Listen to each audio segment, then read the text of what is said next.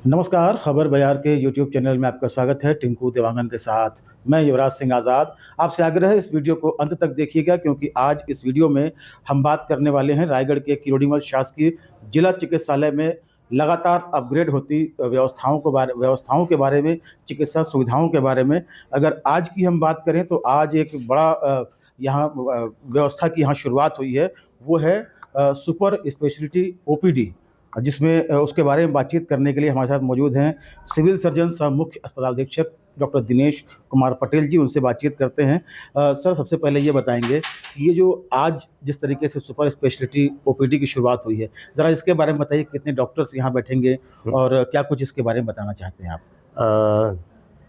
जिला रायगढ़ के अंचल के लोगों के लिए हमने जिला अस्पताल रायगढ़ में सुपर स्पेशलिटी ओपीडी की शुरुआत की है। फोर्टिस जिंदल हॉस्पिटल के डॉक्टर्स के टाई अप से सौजन के द्वारा हम हर थर्सडे, हर गुरुवार को 4 सुपर स्पेशलिटी ब्रांच की ओपीडी न्यू ओपीडी में चालू करने जा रहे हैं यहाँ पे, जिसमें से प्रथम गुरुवार को कार्डियोलॉजी की ओपीडी चालू होगी। डॉक्टर आलोक मदान, जो डीएम कार्डियोलॉजिस्ट हैं, वो प्रथम गुरुवार को सेवाएं देंगे। द्वितीय गुरुवार को न्यूरोलॉजी की ओपीडी चालू होगी। जो थर्ड गुरुवार है, तीसरे गुरुवार को हम प्लास्टिक सर्जन की ओपीडी चालू करेंगे। और जो चौथा गुरुवार को है, जिसको रेटिना स्पेशलिस्ट, जो आँख के स्पेशल डिसीज़ होते हैं, उनकी ओपीडी चौथे गुरुवार को चालू होगी।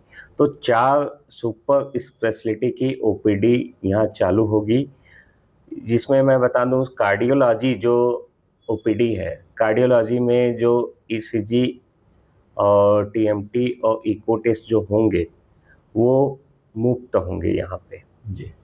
और उसके बाद न्यूरो सर्जरी और जो प्लास्टिक सर्जरी के ओपीडी चालू होगी।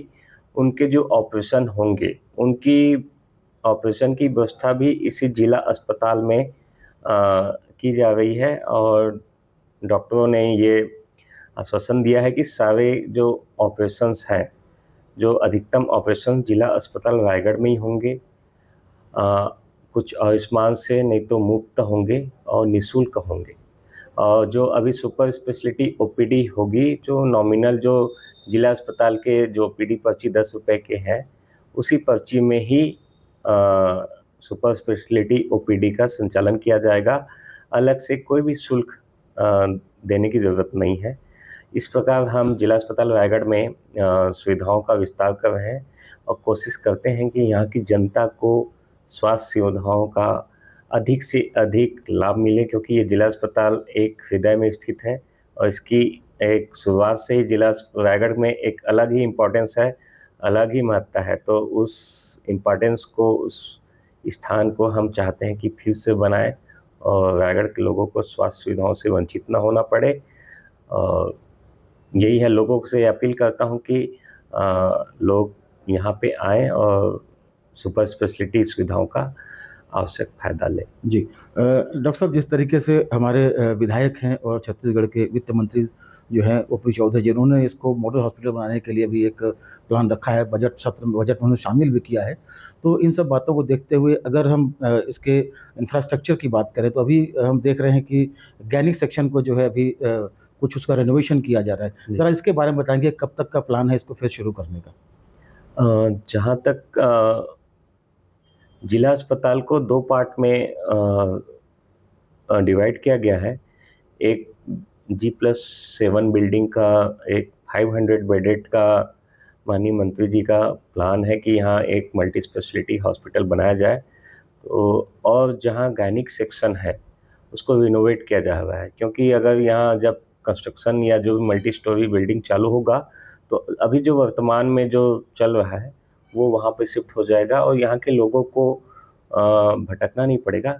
अनवरत जो है स्वास्थ्य सुविधाएं मिलती रहेगी। और जो रिनोवेशन का काम है गायनिक ओपीडी का, वो अभी चल रहा है। उसमें एटलीस्ट 6 महीने, 4 से 6 महीने के लगभग काम लगेगा।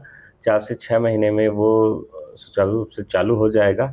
और उस सेक्शन में एक नया सीटी स्कैन मशीन भी इंस्टॉल हो रहा है। उसके इंजीनियर आके उसका इंस्पेक्शन करके चले गए हैं और 2-3 महीने के अंदर सीटी स्कैन मशीन भी रायगढ़ ज़िले के लिए खरीदी जा चुकी है, बस इंस्टॉल करना बाकी है। तो रूम बनते ही, सिटी रूम बनते ही वो इंस्टॉल हो जी। जाएगा। कीमोडायलिसिस सुविधा भी यहाँ पर है, तो कीमोडायलिसिस सुविधा को लेकर काफ़ी लोगों में भ्रांतियाँ हैं कि क्या कुछ यहाँ पर उन्नत व्यवस्था है या नहीं है? इसको लेकर क्या कुछ नज़र, आखिर लोग बाहर ही जाते हैं और पैसे ज़्यादा खर्च करते हैं।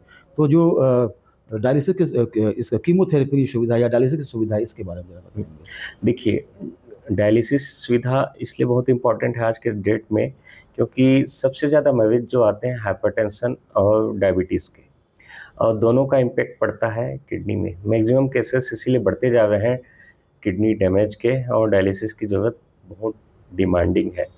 अपने पास अभी 2 बेडेड डायलिसिस की 2 मशीन है, तो 2 बेड से अपना डायलिसिस चल रहा है और शासन से मांग की गई है कि उसकी सुविधाएं को बढ़ाना है और डायलिसिस की बेड वगैरह अपन बढ़ाएंगे।